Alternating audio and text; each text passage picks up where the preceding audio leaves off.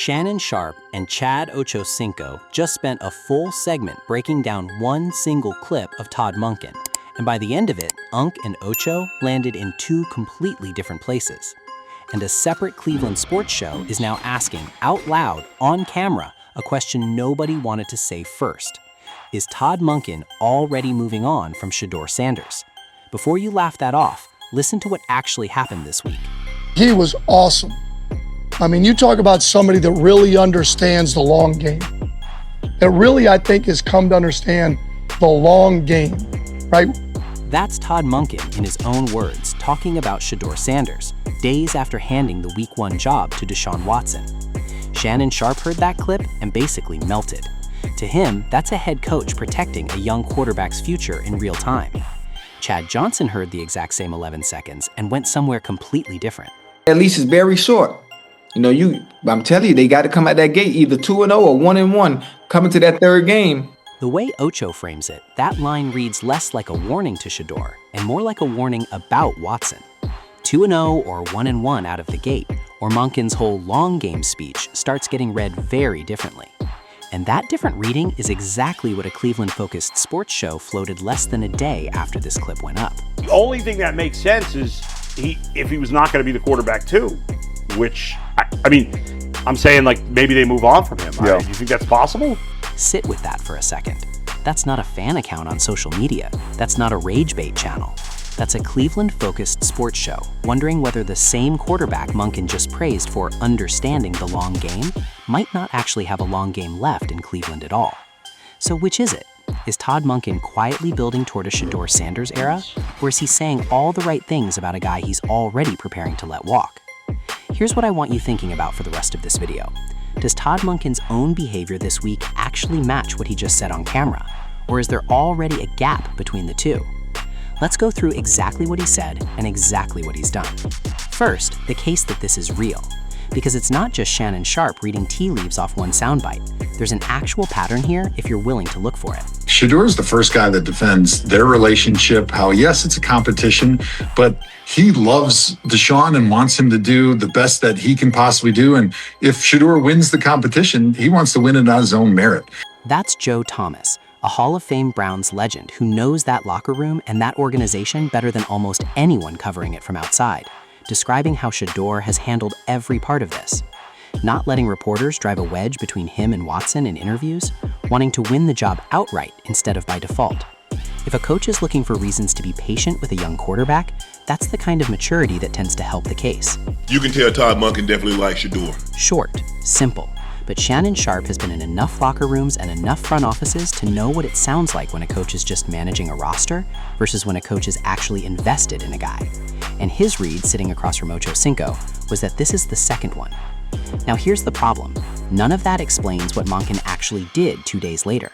We're not playing them because we like to see Dylan more. It worked out last game. That was unfair to him. So in order to do that, to see more of him and to see Talon, there's just not enough reps. That's the reason. There's really nothing else.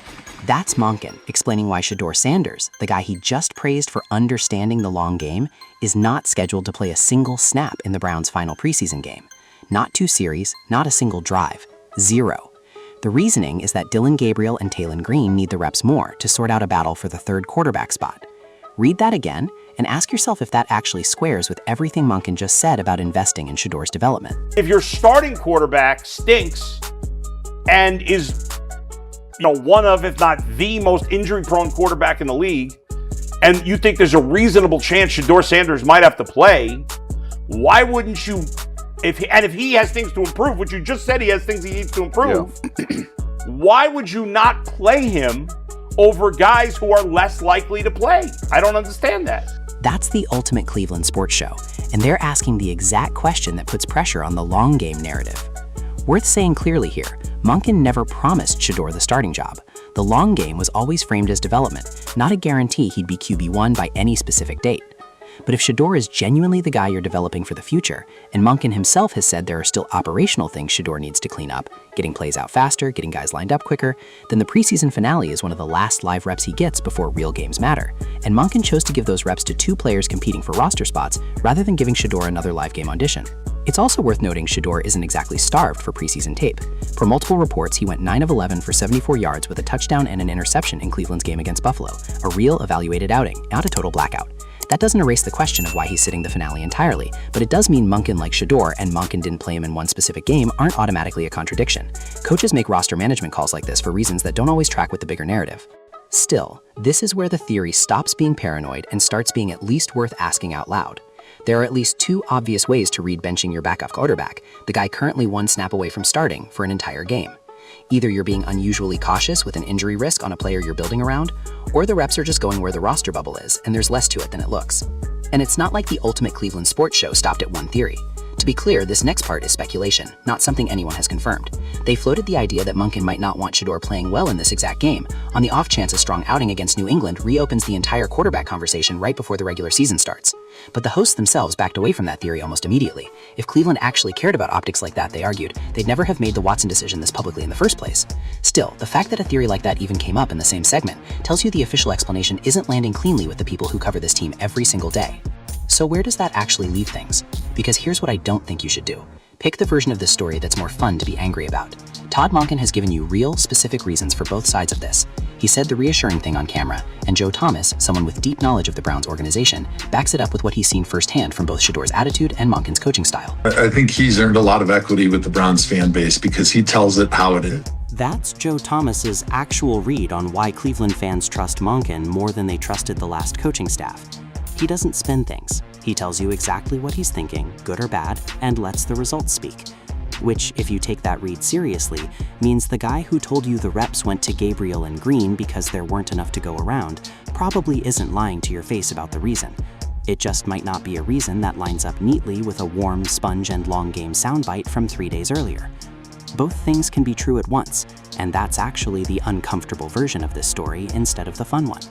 Monken can genuinely like Shedeur, genuinely believe in his future, and still make a roster management call this week that looks, from the outside, like the opposite of investing in him. Coaches make dozens of small decisions like this every week that have nothing to do with the big narrative everyone's projecting onto them. Sometimes a lack of practice reps really is just about a third-string battle nobody outside that building cares about. And there's a version of this that's bigger than just Shedeur and Cleveland's coaching staff. On that same Ultimate Cleveland Sports Show segment, the hosts referenced comments from NFL insider Albert Breer, and in paraphrasing him, floated the idea that Cleveland should consider moving on from both quarterbacks entirely and going out to get a veteran like Jameis Winston instead. One of the hosts said he's been saying exactly that since January. That's not a shot at Shedeur specifically, but it tells you how little patience some corners of the football media have left for this entire quarterback room, Monken's reassurances included. When people covering this team are floating scrapping the whole competition rather than picking a side in it, that's the environment Monken's long game comments are landing in. But you can't blame Cleveland radio or Shannon Sharpe or anybody else for reading it the other way either, because the stakes here are not small. If Ochocinco's read is right and Watson's leash really is 2-0 or 1-1 before real questions start, Shedeur Sanders needs to be as sharp as possible the moment his number gets called. And you don't build sharpness by standing on a sideline in a jacket during the one live game rep you had left before the regular season counts. One small telling detail from that same show. One of the hosts mentioned that in a deep keeper fantasy draft this week, the kind where basically every starting quarterback gets taken, Deshaun Watson went undrafted. It's just one anecdote from one draft room, but it's another sign of how little confidence is floating around Cleveland's quarterback room right now, whatever Monken says publicly.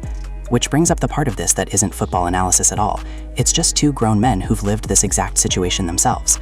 Shannon Sharpe didn't stay in the abstract for long either. He brought up his own rookie year in Denver, buried on a depth chart behind other tight ends with no path to the field, and landed on the same piece of advice for Shedeur. Stay ready, because you don't get to pick when your number gets called. You only get to control whether you're prepared when it does. One day, John Elway gonna call your number. Just make sure when he calls your number, you answer that call. That's Shannon Sharpe, recounting the advice his own brother gave him as a young tight end buried on Denver's depth chart decades before he ever became a Hall of Famer. It's the same advice, in different words, that both of them are handing to Shedeur Sanders right now. Not demand more reps, not force the issue. Just be ready for the day the call actually comes, whenever that is, and whatever put you in position to get it.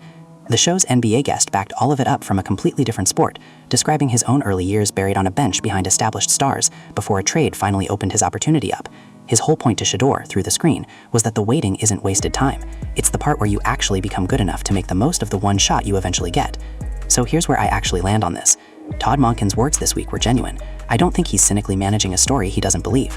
But his actions this week gave Cleveland radio, and now this video, a completely legitimate reason to ask whether the long game has a shorter runway than it sounds like on camera. Those two things aren't contradictions that prove somebody's lying. They're just what happens when a coach has to make small, boring roster decisions in public during a week where every single word and rep gets put under a microscope. My actual prediction, this preseason finale on its own won't decide anything. What matters is what Ochocinco already told you, how Watson looks in those first 2 or 3 games. If Cleveland comes out slow, this clip of Monken praising Shedeur for understanding the long game gets replayed everywhere, and suddenly it looks exactly like the promise everyone wants it to be. If Watson wins early, nobody brings up this preseason finale again, and the whole maybe they're moving on theory quietly disappears, until the next time somebody needs a headline. The interesting question isn't really whether Monken likes Shedeur Sanders. The tape says he clearly does. It's whether the long game Monken keeps describing is actually about developing Shedeur, or about managing him, and this week didn't give you a clean answer either way. So tell me what you think. Does Todd Monken's long game speech hold up, or did this week already show you everything you need to know about how much runway Shedeur Sanders actually has left in Cleveland? Drop it below. I'll see you in the next one.